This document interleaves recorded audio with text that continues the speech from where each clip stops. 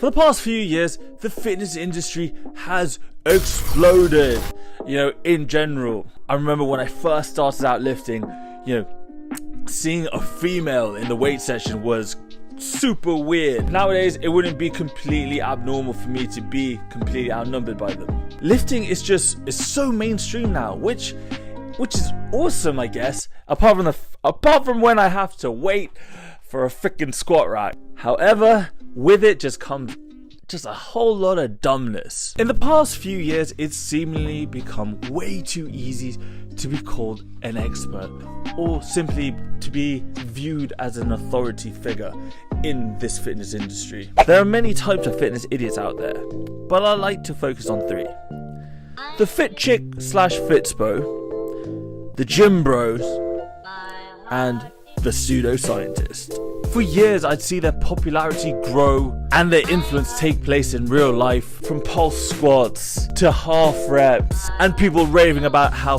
intermittent fasting helped them gain 20 kilos of lean organic muscle. I've been floored, gobsmacked, incredulous, speechless, take your pick, I've got many, as to how someone with so little knowledge and little experience can become so impactful and garner so much respect. And today, I finally know why. I want to introduce you all to a phenomenon called the Dunning-Kruger Effect. What is this? It is a cognitive bias in which people of low ability have illusory superiority and mistakenly assess their cognitive ability as greater than it is.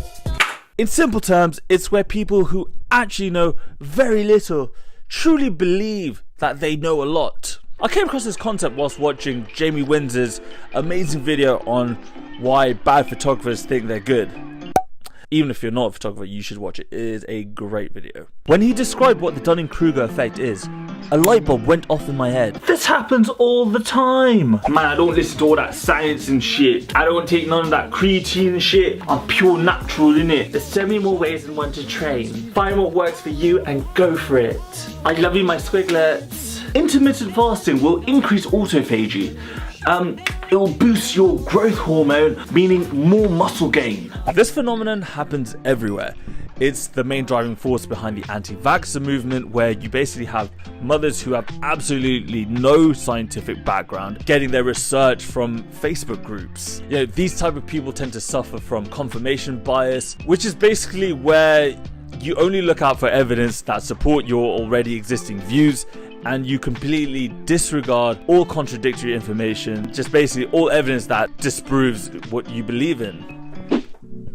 The Dunning-Kruger effect explains how people with minimal experience, with minimal knowledge, are able to sell their programs, how they're able to command the respect of millions of people and somehow become an authority figure in the fitness space, simply because they're so assured of their ability. They speak with so much conviction that people with zero knowledge, even less knowledge, like just absolutely no idea, the most vulnerable kind, then buy into what these fitness influencers say and become their loyal fan, and in turn these influencers into authority figures. Most of all, it explains how they're able to completely refute information and advice from actual leading experts that completely disproves what they say. I'm a certified trainer, thank you very much. I know what I'm talking about. We should be lifting and empowering each other, not looking for ways to tear each other down just because we see someone doing well. First of all, you've literally been lifting for less than a year. Becoming certified requires sitting a really simple exam that's no more difficult than a GCSE biology paper. Can you explain how this builds muscle? Bro, I never plateau. I just keep changing my routine, switch up the order and shit. Muscle confusion, innit? Why are you bothering with all these programs? Just lift heavy. There's no such thing as overtraining. A few things. Overtraining is a thing. We all have MRVs, maximum recoverable volumes. Muscle does fatigue. Muscle confusion also does not exist. Your muscle doesn't remember what routine you're doing, just as much as it doesn't remember that you have absolutely no clue what you're talking about. The only thing that matters for making gains is progressive overload. Essentially, if you can lift the same amount of weight for more reps or do the same reps for more weight, then you're going to be making gains. Thinking that changing the order of your workout routine will lead to more gains is like thinking eating dessert before dinner will lead to greater fat loss. Excuse me. Yeah, I think you'll find that it has been proven that intermittent fasting does lead to a greater increase in growth hormone production, which therefore obviously means more gains. Yeah, you are right there actually. Intermittent fasting does lead to an increase in growth hormone. But what you fail to recognize is growth hormone is not anabolic. I repeat, growth hormone is not anabolic. It doesn't lead to any increase in skeletal muscle. Growth hormone in this case is used in lipolysis. When you fast, the body increases growth hormone in order to help free up your body's stored fatty acid for energy. Growth hormone, I repeat, is not anabolic. Intermittent fasting is not a superior way of gaining more muscle. And now, if we go over to the other end of the spectrum, where the people who actually have a high level of ability and knowledge, you'll find that they suffer from a different phenomenon called imposter syndrome. This is where someone who has a high level of actual ability and knowledge perceives their own ability to be a lot lower than it actually is. This is the classic trait of basically any expert in any field. Almost every expert will preface any advice they give with, "I'm by no means the best," or "I'm not the best at." Take Johnny Wilkinson for instance.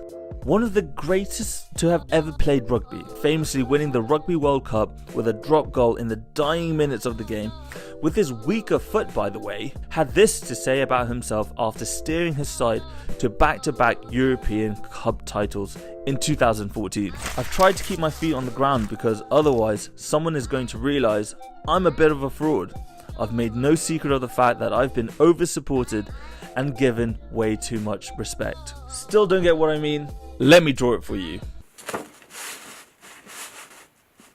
What happens is a small increase in actual ability leads to an infinitely disproportionate increase in perceived ability. This is where your gym bros, your Insta chicks, Fitspos, and pseudoscientists are. They think because they've been lifting for a few years that they're pretty much experts. They feel confident enough to sell their lifestyle and products that are essentially worthless and in some cases could be detrimental. However, over time, as ability increases, perceived ability plummets. This is where people realize they actually know absolutely nothing and there's an infinite amount for them to still learn, and why imposter syndrome arises.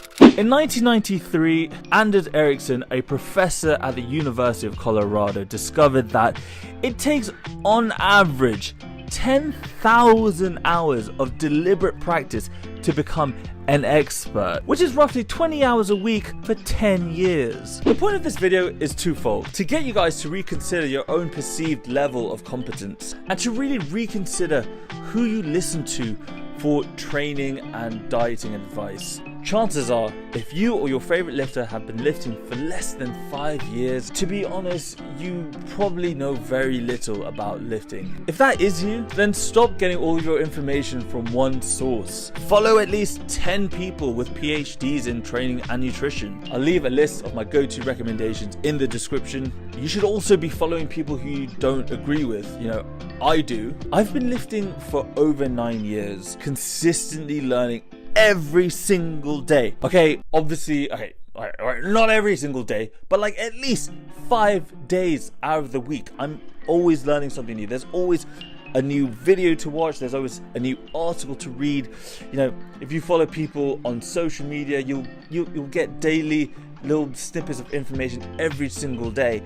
And on top of that, I implement what I learn in real life. Knowledge is worthless without application. I don't take anything in this fitness space at face value. I only take something on board when I see that there is a consensus on it among the leading experts. I can confidently go into pretty much any commercial gym and say, I know more than that personal trainer. Despite all this, I still do not consider myself an expert. I still know that I don't know that much. I know a lot, but I'm fully aware of my limitations, whereas these people are not. They dole out terrible advice while simultaneously refuting and discrediting experts. It's like talking to a teenager who thinks he knows everything about life. The most successful lifter is one who never stops being a student. Be open to having your assumptions challenged. Anyway, that's all from me, guys. Keep lifting, keep learning. I'm out. Peace!